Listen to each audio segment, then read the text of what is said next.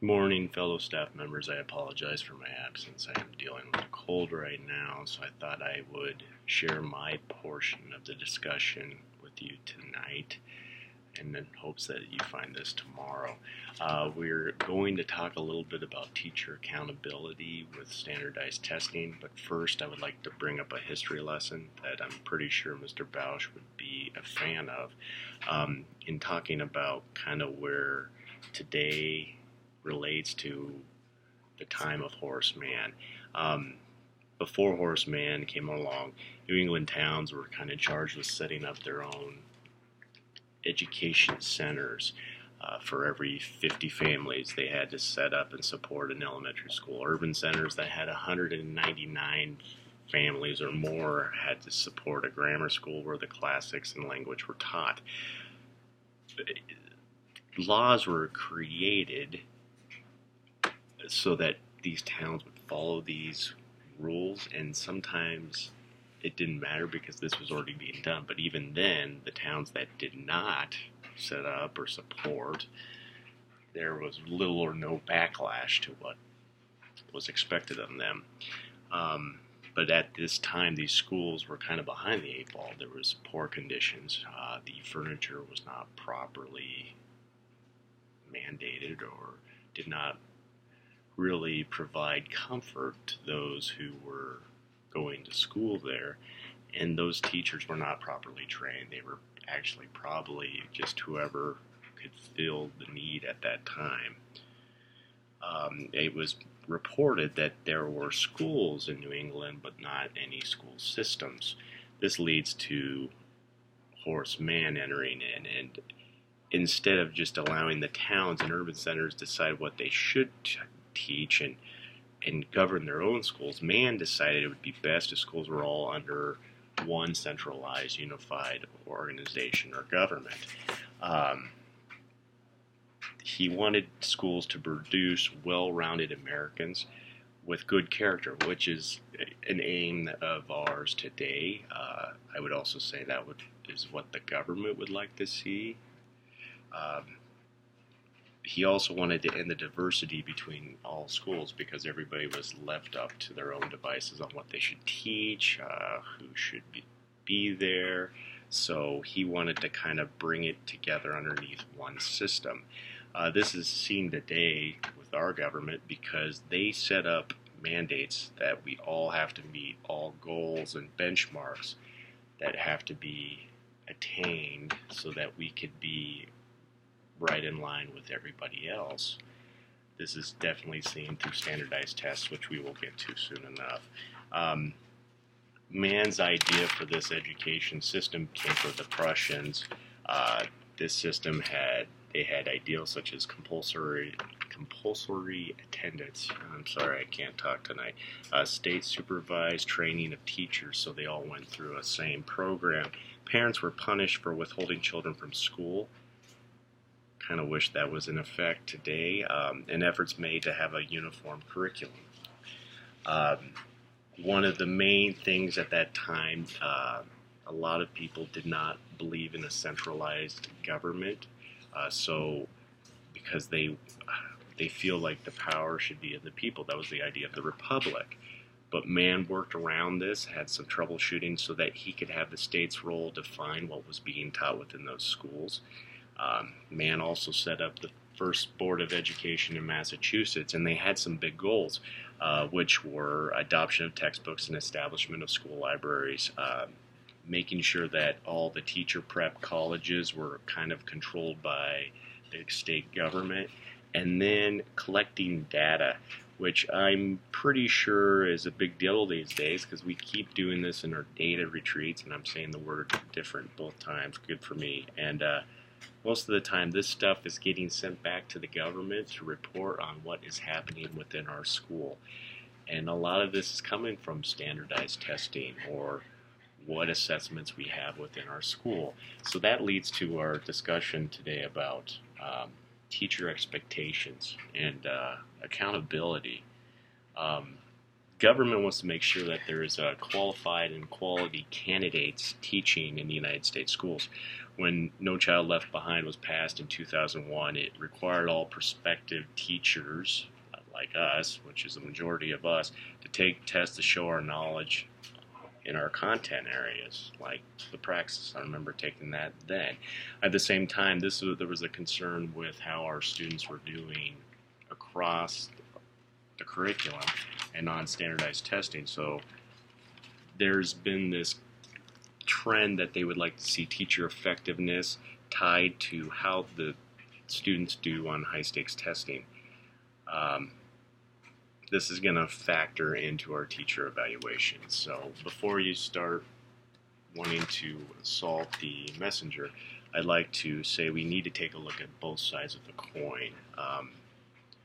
And I apologize that I'm all over the place right now. I'm sure you guys are probably getting ill at home. We need to look at the pro side, and we should probably do this with whatever we are dealing with, because we should know what the pros and cons are for each side.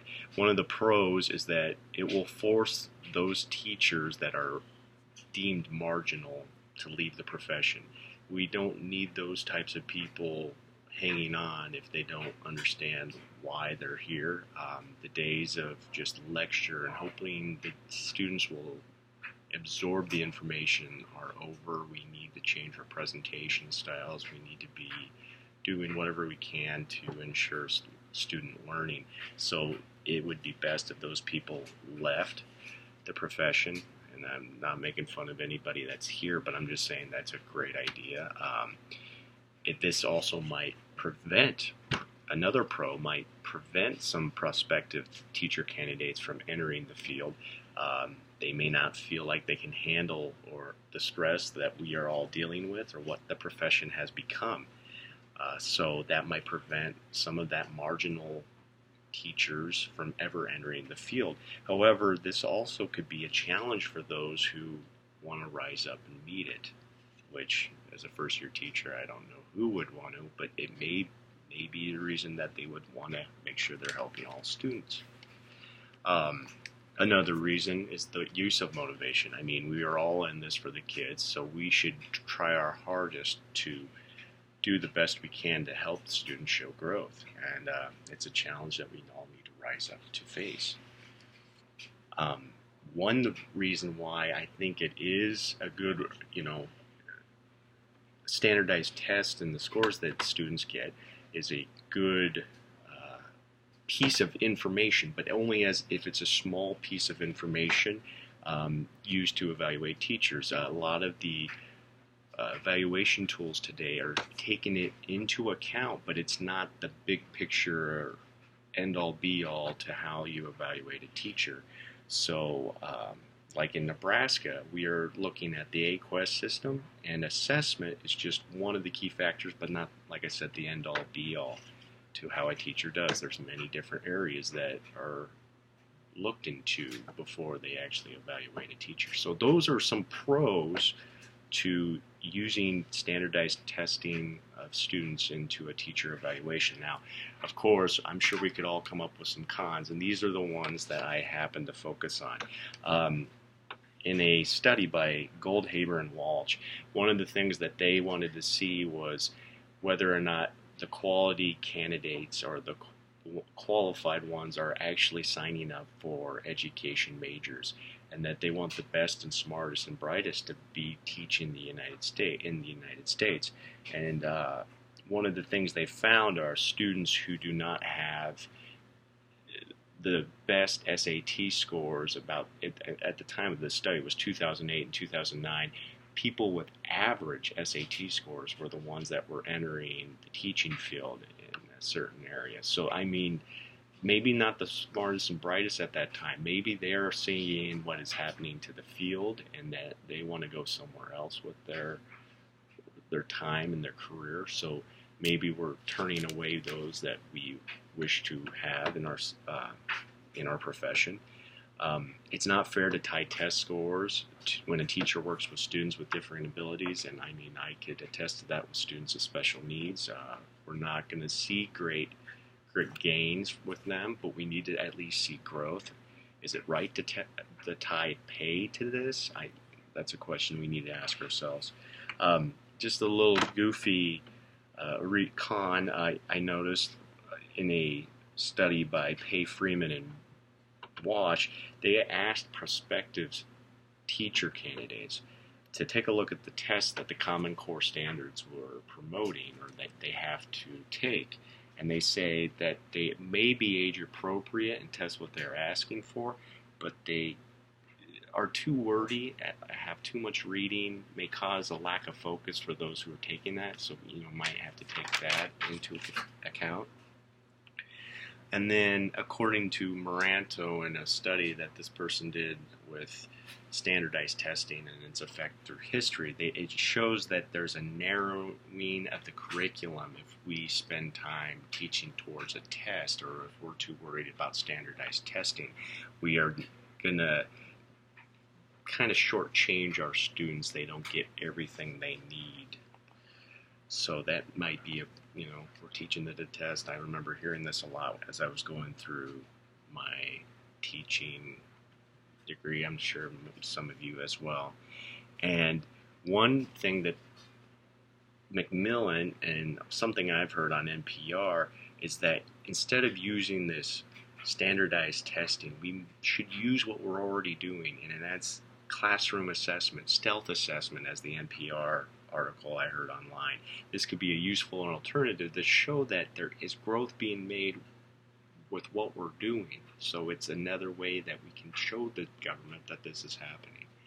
So the pros and cons to standardized testing being a part of the evaluation, I challenge us that regardless of how we feel or what side we choose, that we still have to do whatever is mandated by the government that our school has to follow. So you have to take that into account, but still do what's best for you and especially what is best for students.